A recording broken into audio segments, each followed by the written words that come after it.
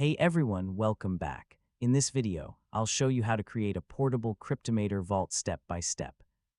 A portable vault lets you carry your encrypted files on a USB flash drive, external hard drive, or other removable storage, so you can securely access them from different computers.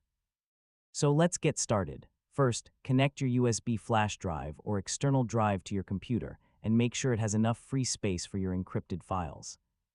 It's also a good idea to format the drive with a compatible file system if you're planning to use it across multiple operating systems.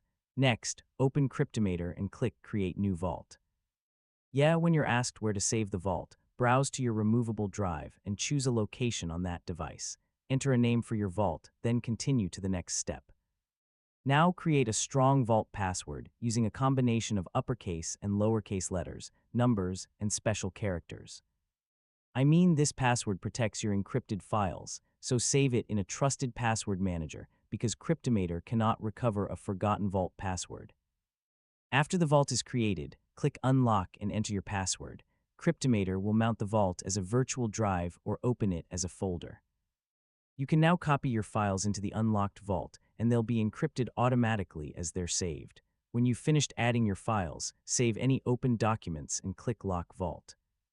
Before unplugging the USB drive, safely eject it using your operating system to make sure all encrypted data has been written successfully and to reduce the risk of file corruption. And that's it.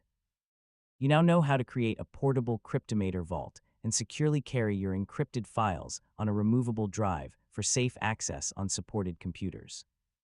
If this tutorial helped you, don't forget to like the video, share it with your friends, and subscribe for more easy tech guides. Thanks for watching, and I'll catch you in the